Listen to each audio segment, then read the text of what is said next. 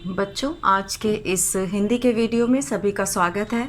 और आज हम लोग कक्षा 8 की हिंदी की पुस्तक वसंत भाग 3 का दूसरा पाठ शुरू करने जा रहे हैं।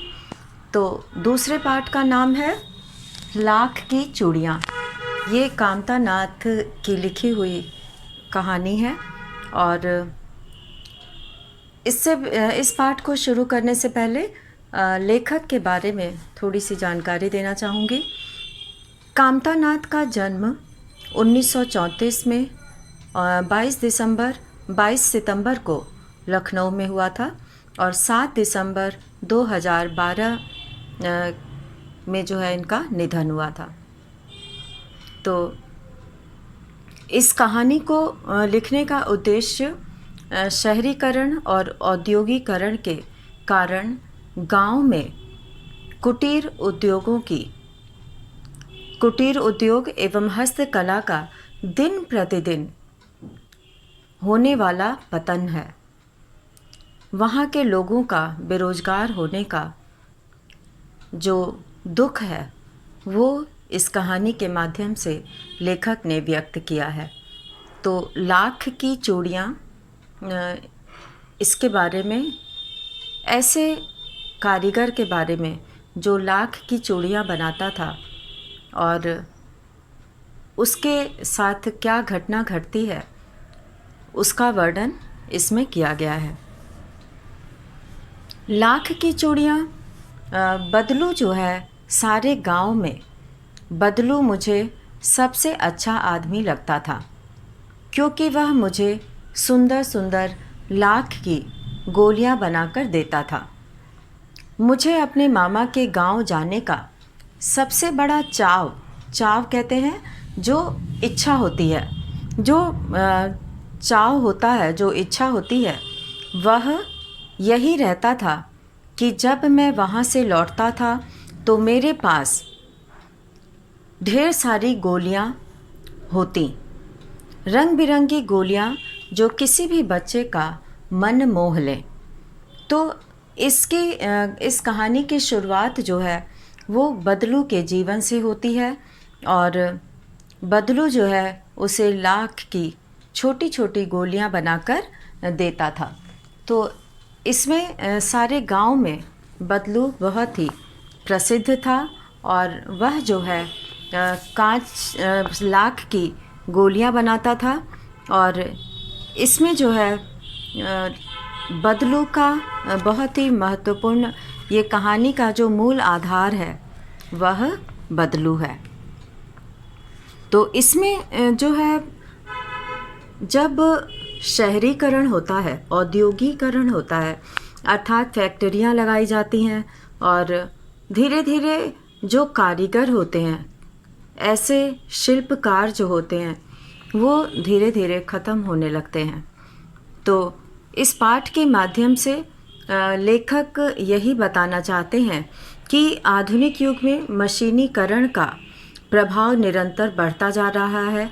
लोग मशीनों के द्वारा काम कर रहे हैं और हाथों से काम कम होता है, जिसके परिणाम स्वरूप छोटे उद्योग यानी हाथों से काम करने वाले कारीगर बेरोजगार होते जाते हैं। इसके पैतृक धंधे भी, और इसी कारण जो पैतृक धंधे होते हैं यानी कि पीढ़ी दर पीढ़ी जो कार्य होता आता है वो जो है धीरे धीरे समाप्त होता जा रहा है। कुटीर उद्योग पर इसका बहुत विपरीत प्रभाव पड़ रहा है। अर्थात कुटीर उद्योग जिसमें कि वो पूरा परिवार लगा रहता था और वो कार्य जो है पीढ़ी दर पीढ़ी लोग करते जाते थे, तो वो अब धीरे धीरे समाप्त हो जाता है। तो इसमें इस पाठ के माध्यम से लेखक ने अपने बचपन की कहानी को बताया है कि वह बचपन में प्रायः गर्मियों की छुट्टियों में अपने ननिहाल में जाकर रहता था और लेखक के ननिहाल में गांव में एक बदलू नामक व्यक्ति था और लेखक को सारे गांव में बदलू सबसे अच्छा लगता था। तो इस तरह से यहाँ पर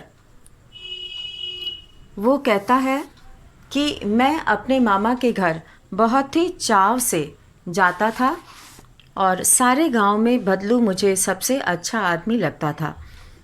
और क्योंकि वह मुझे सुंदर सुंदर लाख की गोलियां बनाकर देता था और मुझे अपने मामा के गांव जाने का सबसे बड़ा चाव यही था।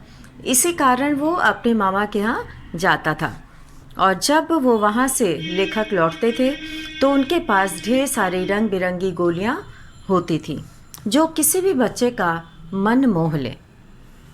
वैसे तो मेरे मामा के गांव का होने के कारण मुझे जो है बदलू न कहकर उसे बदलू मामा कहना चाहिए था, परंतु मैं उसे बदलू मामा न कहकर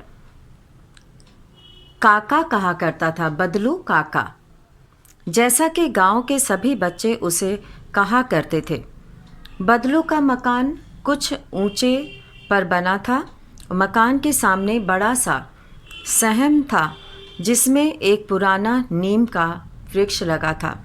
उसी के नीचे बैठकर बदलू अपना काम किया करता था और बगल में भट्ठी जो है वो दहकती रहती जिसमें वह लाख पिघलाया करता। तो लाख पिघला कर ही उसकी चूड़ियाँ बनाई जाती थी। तो लाख जो है वो लाल रंग का एक पदार्थ होता है।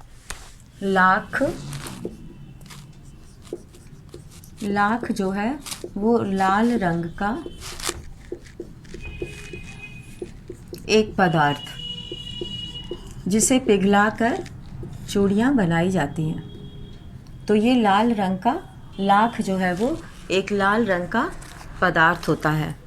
और चाव कहते हैं शौक को, बड़े चाव से, चाव कहते हैं शौक को, बड़े चाव से, बड़े शौक से।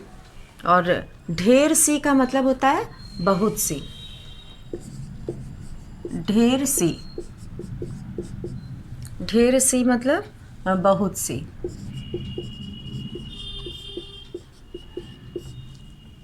तो यहाँ पे ढेर का मतलब हो गया बहुत,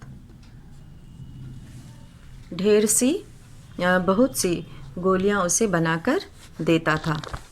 और मन मोह लेना यानी कि किसी को भी आकर्षित कर लेना। तो वह जो है उसी के नीचे बैठकर बदलू अपना काम किया करता था, नीम के पेड़ के नीचे। बगल में जो है भट्ठी दहकती रहती थी और उसमें लाख पिघलाया करता था और सांचे में डालकर वो उसे चूड़ियों का आकार देता था। वह उसे सलाख के समान पतला करके चूड़ी का आकार देता। पास में 4-6 विभिन्न आकार की बेलन नुमा मुंगेरियाँ रखी रहती जो आगे से कुछ पतली और पीछे से मोटी होती। लाख की चूड़ी का आकार देकर वह उन्हें मुंगेरियों पर चढ़ाकर गोल और चिकना बनाता और तब एक एक कर पूरे हाथ की चूड़ियाँ बना चुकने के पश्चात वह उन पर रंग करता। तो यहाँ पर जो है एक शब्द आया है भट्ठी, जो है वो सभी जानते हैं, अंगीठी को कहते हैं। और दहकना मतलब जलना होता है। दहकना, दहकना, दहकना का अर्थ है जलना। और इसके बाद सलाख कहते हैं छड़ को, सलाख, सलाख कहते हैं छड़ को। और इसके बाद इसमें कुछ शब्द आया है जैसे कि वहाँ पर जो है एक शब्द आया है यहाँ पर चौखट और भट्ठी। भट्ठी तो सबको पता है। और उसमें जो है चौखट कहते हैं दरवाज़ों पर लगी चौकोर लकड़ी। चौखट, चौखट का अर्थ है दरवाज़ों पर लगी, दरवाजे पर लगी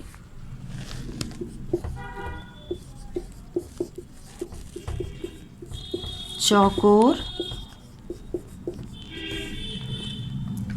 लकड़ी जिससे दरवाजे का फ्रेम बनाया जाता है, तो ऐसे दरवाजे पर लगी चौकोर लकड़ी को जो है चौखट कहा जाता है।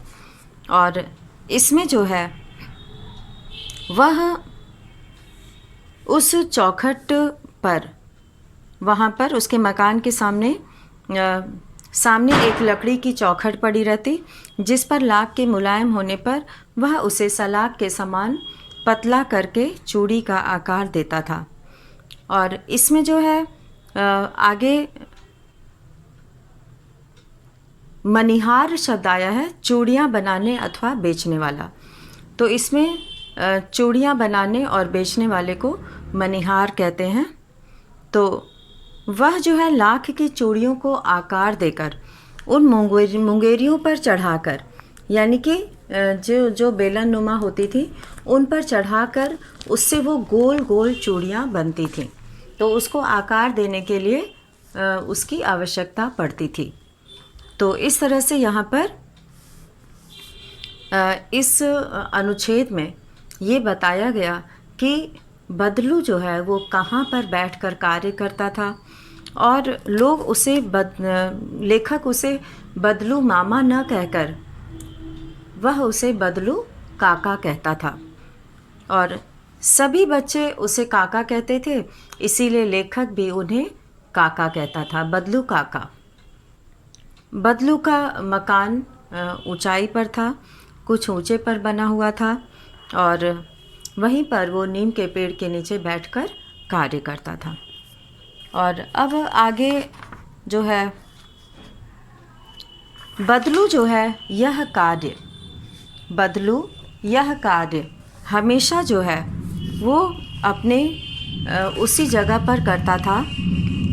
और इसमें बदलू यह कार्य सदा एक ही मचिए पर बैठकर किया करता था, जो बहुत ही पुरानी थी। बगल में ही उसका हुक्का रखा रहता। पुराने ज़माने में लोग हुक्का पीते थे, तो बदलू भी हुक्का पीता था, जिसे वह बीच बीच में हुक्का अपने बगल में रखा रहता था और बीच बीच में पीता रहता। गांव में मेरा दोपहर का समय, यहाँ पे मेरा शब्द जो है वो लेखक के लिए आया है। लेखक ये बात कह रहा है। लेखक अपने शब्दों में बदलू काका के बारे में, उसके जीवन के बारे में बताता है। तो लेखक कहता है कि गांव में मेरा दोपहर का समय अधिकतर बदलू के पास बीतता। जब वो अपने मामा के घर जाता था तो वो बदलू काका के पास ही अपना अधिकतर समय बिताता था। वह मुझे लला कहा करते। बदलू जो है वह लेखक को लला कहकर बुलाते थे। तो वही यहाँ पर लेखक कह रहे हैं कि वह मुझे लला कहा करता और मेरे पहुँचते ही मेरे लिए तुरंत एक मचिया मंगा देता। मचिया यानी कि बैठने के लिए एक चौकी होती है, उसे मचिया कहते हैं। तो वह जो है उसे उसके बैठने के लिए, लेखक के बैठने के लिए तुरंत एक मचिया मंगा देता था और वो लेखक उसी पर बैठता था।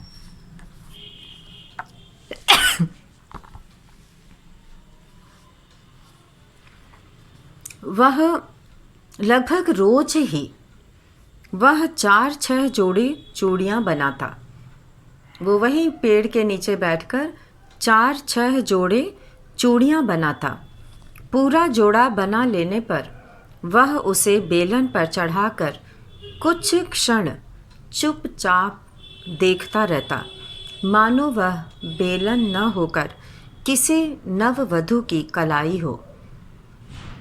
और चूड़ियाँ बनाते समय बदलू उसी में खो जाता था।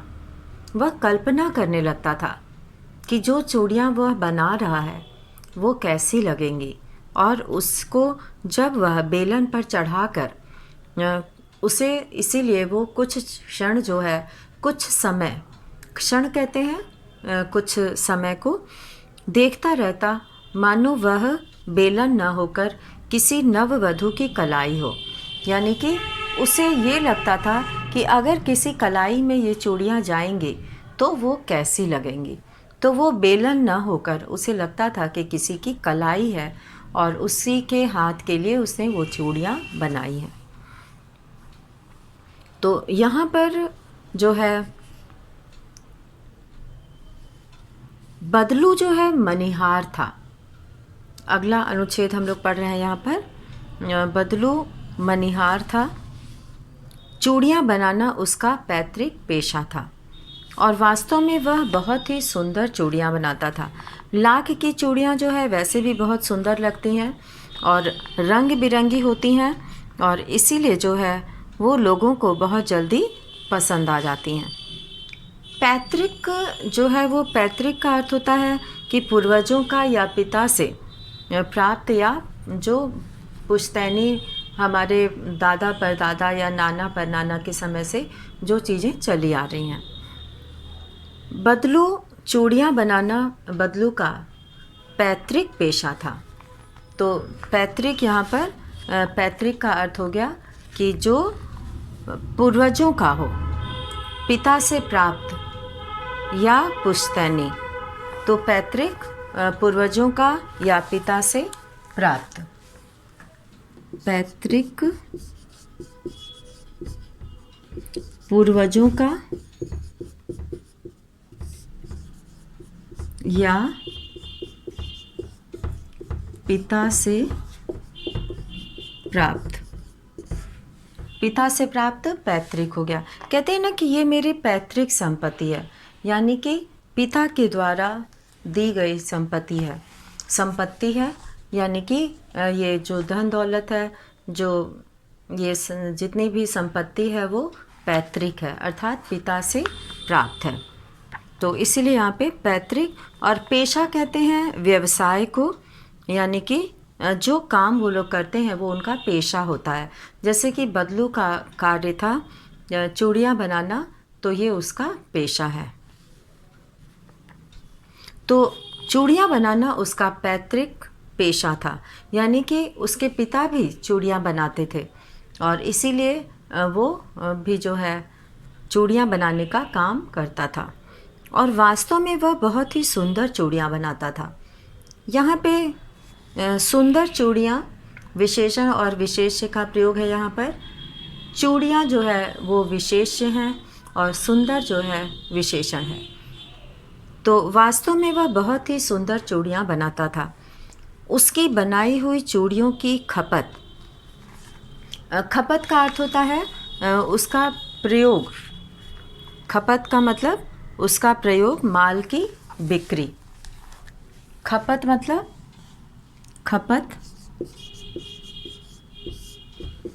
माल की बिक्री। माल की यानी कि जो भी सामान बनाया जाता है उसे बेचना, जो उसको बेचा जाता है, उसकी बिक्री होती है, वो खपत हो गई। यानी कि कोई भी व्यवसाय, कोई भी पेशा तभी चलता है जब बनाए गए माल की खपत हो। जब बनाया गया माल बिके तो वही व्यवसाय, वही पेशा जो है वो सफल होता है। तो उसकी बनाई हुई चूड़ियों की खपत भी बहुत थी। कहने का तात्पर्य है कि उसके पास काम की कमी नहीं थी।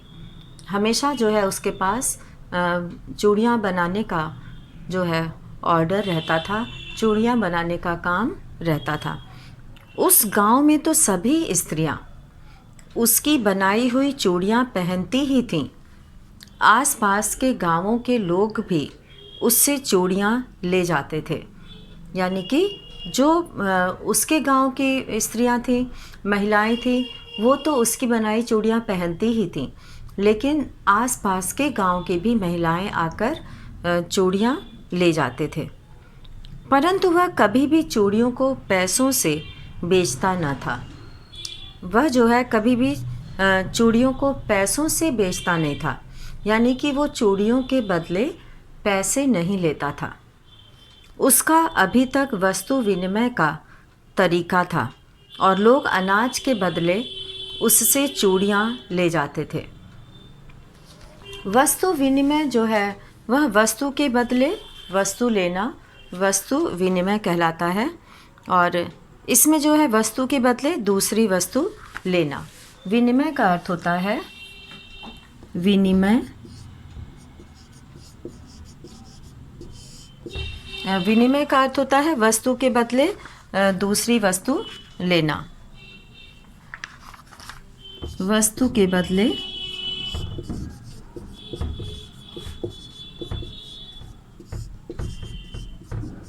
दूसरी वस्तु, वस्तु के बदले दूसरी वस्तु लेना, वस्तु विनिमय कहलाता है। तो वस्तु के बदले दूसरी वस्तु लेना वस्तु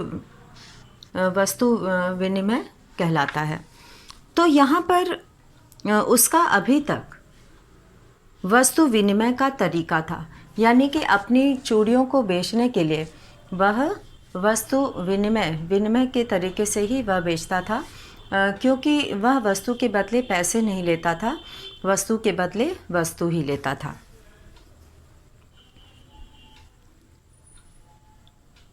और बदलू स्वभाव से बहुत सीधा था। मैंने कभी भी उसे किसी से झगड़ते नहीं देखा। हाँ, शादी विवाह के अवसरों पर वह अवश्य ज़िद पकड़ जाता था।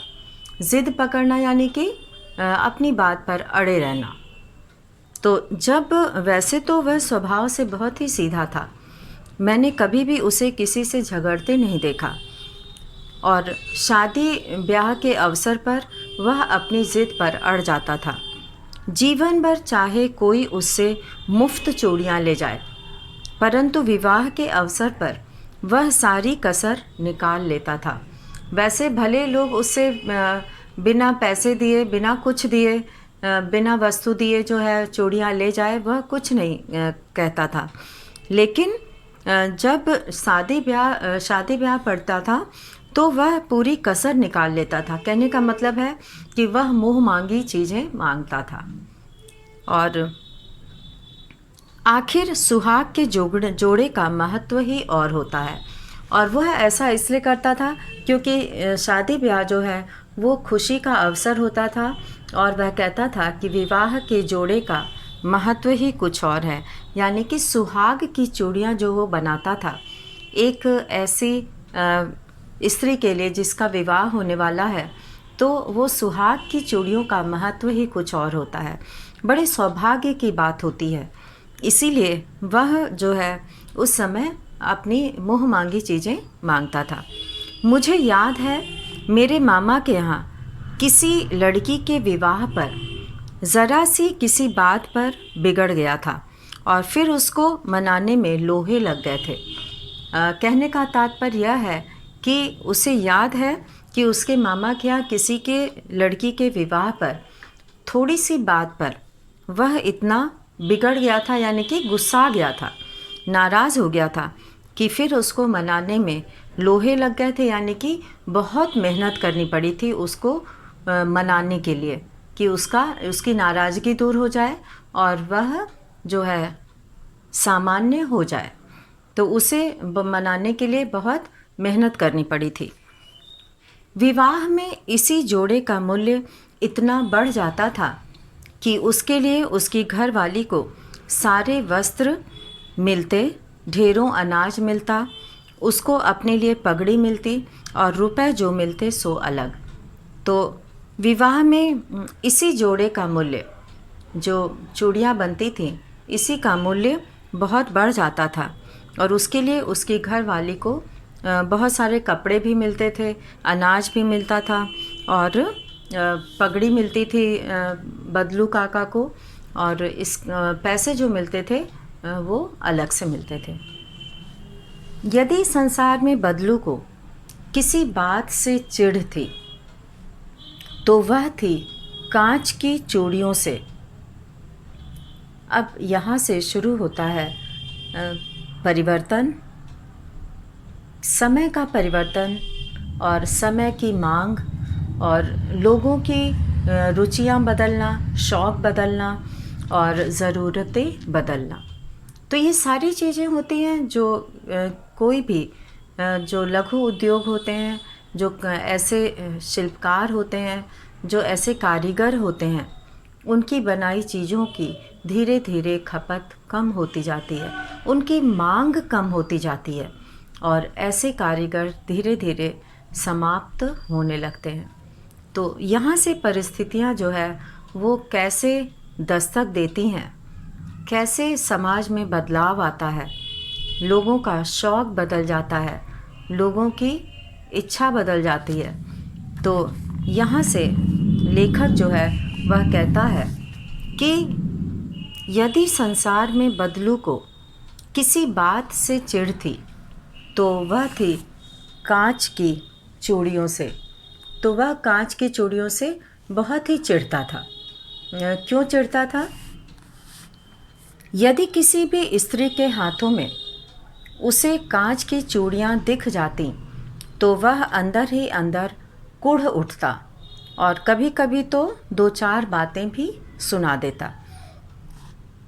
अब यहाँ पर जो बदलू है उसको कांच की चूड़ियाँ नहीं अच्छी लगती थी, क्योंकि एक तो वो मशीन से बनती थी और दूसरे उनके टूटने पर चोट भी लगने का डर रहता था और उनकी खनक जो है वो लाख की चूड़ियों से अलग होती थी। और वो ये जानते थे कि जैसे जैसे कांच की चूड़ियों का चलन बढ़ जाएगा, फैशन बढ़ जाएगा, तो उसकी लाख की चूड़ियों को कोई नहीं खरीदेगा, कोई नहीं लेना चाहेगा। तो बदलू जो है उस कांच की चूड़ियों से बहुत चिढ़ता था और कुढ़ उठता था। कुढ़ उठना मतलब अंदर ही अंदर परेशान हो उठना, अंदर ही अंदर वह परेशान हो जाता था और इसी परेशानी के कारण वह दो चार बातें भी सुना देता था। वह लोगों को उन कांच की चूड़ियों के बारे में, उससे होने वाले नुकसान के बारे में भी उसको बताता था और वो नहीं चाहता था कि महिलाएं कांच की चूड़ियाँ पहने। अब क्या होता है, मुझसे तो वह घंटों बातें किया करता, कभी मेरी पढ़ाई के बारे में पूछता। ये लेखक कह रहे हैं, लेखक बता रहे हैं अपने बारे में कि मुझसे तो वह घंटों बातें किया करता था, कभी मेरी पढ़ाई के बारे में पूछता, कभी मेरे घर के बारे में और कभी यूं ही शहर के जीवन के बारे में। मैं उससे कहता कि शहर में सब कांच की चूड़ियाँ पहनते हैं। वह उत्तर देता, शहर की बात और है लला, वहाँ तो सभी कुछ होता है। वहाँ तो औरतें अपने मर्द का हाथ पकड़कर सड़कों पर घूमती भी हैं और फिर उनकी कलाइयाँ नाजुक होती हैं। ना, लाख की चूड़ियाँ पहने तो मोच ना आ जाए। ऐसा बदलू इसलिए कहते थे क्योंकि लाख की चूड़ियाँ जो है वो भारी होती थी, तो उसके लिए मजबूत कलाई चाहिए और गांव की स्त्रियाँ जो है वो मजबूत कलाइयों वाली होती थी, उनकी कलाइयाँ जो है वो नाजुक नहीं होती थी। तो इसीलिए गांव की स्त्रियाँ लाख की चूड़ियाँ भी बड़े मन से, बड़े शौक़ से पहन लेती थी और शहर की जो महिलाएं हैं वो नाजुक होती हैं, तो वो जो है उनकी कलाई भी नाजुक होती है, तो भारी भारी चूड़ियाँ पहनना वो पसंद नहीं करती। तो वहाँ पे बदलू ये कहते हैं कि अगर वो लाख की पहनेंगी तो उनके कलाइयों में मोच नहीं आ जाएगा, यानी कि चूड़ियों के भार से। तो उनकी कलाइयाँ इतनी जो है कमज़ोर है, इतनी नाजुक हैं कि वो चूड़ियों का भार भी नहीं उठा सकती और उन्हें उससे चोट लगने का डर रहेगा। तो बदलू जो है लेखक की बातों का ये जो है जवाब देते हैं, उत्तर देते हैं, जब बदलू कहता है कि शहर की जो स्त्रियां हैं, शहर में तो औरतें जो है वो सभी कांच की चूड़ियां ही पहनती हैं। तो बदलू जो है यह जवाब देता है और कभी कभी बदलू मेरी अच्छी खासी खातिर भी करता, यानी कि वह स्वागत सत्कार भी बहुत मन से करता था। जिन दिनों उसकी गाय के दूध होता वह सदा मेरे लिए मलाई बचा कर रखता। और आम की फसल में तो और जब आम की फसल होती थी तो रोज़ ही उसके यहाँ से 2-4 आम खा आता था। परंतु इन सब बातों के अतिरिक्त जिस कारण वह मुझे अच्छा लगता वह यह था कि लगभग रोज़ ही वह मेरे लिए 1-2 गोलियां बना देता। और लेखक को ये वहाँ पे जाने से ये उसे फ़ायदा होता था कि लेखक उसके लिए रोज़ कुछ गोलियां बना देता था। तो आज के इस वीडियो में हम लोग पाठ 2 का इतना ही भाग पढ़ेंगे और इस पाठ का अगला जो शेष भाग है वो हम लोग अगले वीडियो में पढ़ेंगे। तब तक के लिए धन्यवाद।